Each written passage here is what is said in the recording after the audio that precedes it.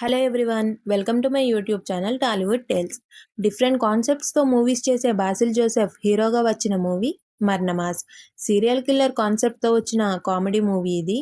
ఈ మూవీని మలయాళ hero Tovino Thomas produce చేశారు. ఈ స్టోరీ ఎక్కువగా బస్లోనే నడుస్తుంది. స్టోరీ వచ్చేసి ఒక ఊర్లో ఓల్డ్ పీపుల్స్ని టార్గెట్ చేస్తూ బ్లేడ్తో ముఖం చెక్కేసి నోట్లో అరటిపండు పెట్టి సీరియల్ కిల్లర్ మర్డర్స్ చేస్తుంటాడు. హీరోయిన్ జెస్సీ, హీరో ల్యూక్ ఇద్దరు లవర్స్. ల్యూక్ను సీరియల్ కిల్లర్గా పోలీసులు సస్పెక్ట్ చేయడంతో జెస్సీ బ్రేకప్ చెప్తుంది.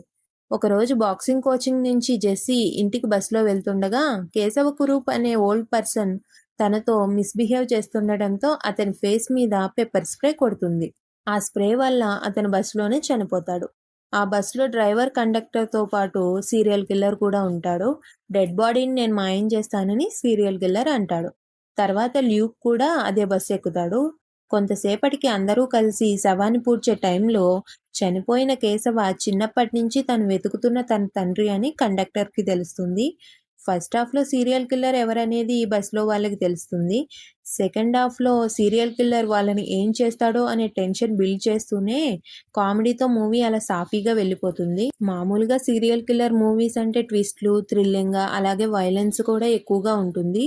ఈ మూవీ అయితే టోటల్ ఆపోజిట్గా ఉంటుంది. సినిమాలో సీరియస్నెస్ అయితే ఉండదు. కిల్లర్ చేసే మర్డర్స్ నుంచి హీరో లవ్ ట్రాక్ వరకు, అలాగే సీరియల్ కిల్లర్ని పట్టుకోవడానికి వచ్చిన police officer, bus driver, hero వీళ్ళందరి క్యారెక్టర్స్ ఒక రేంజ్ బిల్డప్తో ఎంట్రీ ఉంటుంది. క్యారెక్టర్ రివీల్ తర్వాత ఫన్నీగా అయితే కంటిన్యూ అయిపోతుంది.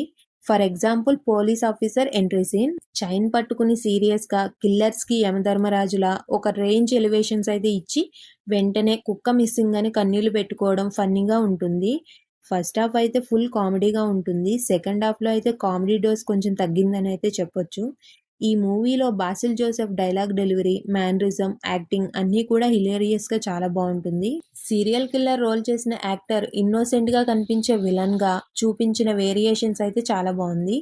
బ్యాక్గ్రౌండ్ మ్యూజిక్, స్క్రీన్ ప్లే అన్నీ కూడా అదిరిపోయాయి. క్లైమాక్స్లో హీరోయిన్కి ఇచ్చిన ఎలివేషన్స్ ఫన్నీగా ఉంటుంది. ఓవరాల్గా చెప్పాలంటే ఈ మూవీ చాలా బాగుంది. మూవీ అయితే అస్సలు మిస్ అవ్వద్దు. ఈ మూవీ సోనీ లివ్లో అవైలబుల్గా ఉంది.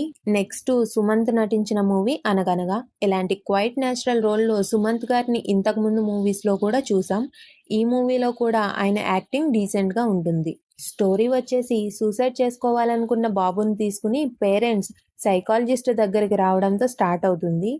స్కూల్లో జాయిన్ అవ్వగానే స్కూల్ ఫస్ట్ రావాలని పేరెంట్స్, ఫస్ట్ క్లాస్లో పాస్ అవ్వకపోతే స్కూల్కి బ్యాడ్ నేమ్ అని స్కూల్ మేనేజ్మెంట్, లక్షల్లో ఫీజులు, పిల్లల ఆలోచనకు మించిన సిలబస్. నేటి విద్యా వ్యవస్థ పరిస్థితి ఇది. దీనివల్ల చాలామంది పిల్లలకి ప్రెషర్ ఎక్కువైపోతుంది. పిల్లలకి చెప్పే పాఠాలు అర్థమవుతున్నాయో లేదో తెలుసుకోకుండా పాఠాలు బట్టి పట్టించడం, ఫస్ట్ ర్యాంక్ రావాలని, ఫస్ట్ క్లాస్లో పాస్ అవ్వాలని ప్రెషర్ పెట్టడం ప్రెజెంట్ ఉన్న ఎడ్యుకేషన్ సిస్టమ్ ఇది. ఈ మూవీలో హీరో బట్టి పట్టి చదవడం వల్ల ఎగ్జామ్స్లో పాస్ అయినా జీవితంలో ఫెయిల్ అవుతారని, చెప్పే పాఠాలు కథల రూపంలో వివరిస్తూ చెబితేనే స్టూడెంట్స్కి ఈజీగా అర్థమవుతుందని అంటూ ఉంటాడు. చదువులో వెనకబడిన పిల్లల కోసం తను ఏం చేశాడు, తన లైఫ్ ఎలా టర్న్ అయింది అనేది స్టోరీ. అలాగే ఈ మూవీలో ఫాదర్ అండ్ సన్ మధ్య ఉన్న ఎమోషనల్ డ్రామానే ఈ మూవీకి మెయిన్ అసెట్ అని చెప్పొచ్చు. Father and son emotional bonding చాలా బాగుంటుంది. అలాగే ఎడ్యుకేషన్ సిస్టమ్కి సంబంధించి ఇంతకుముందు కూడా చాలా మూవీస్ వచ్చాయి. సినిమాటోగ్రఫీ అయితే బాగుంది. మ్యూజిక్ అయితే ప్లెజెంట్గా ఉంది. సెకండ్ హాఫ్ స్లో మోషన్లో అలా వెళ్తుంది. ఇంకొంచెం ఎడిటింగ్ చేస్తే బాగుంటుంది అనిపించింది. ఈ మూవీ అయితే ఈటీవీ విన్లో అవైలబుల్గా ఉంది.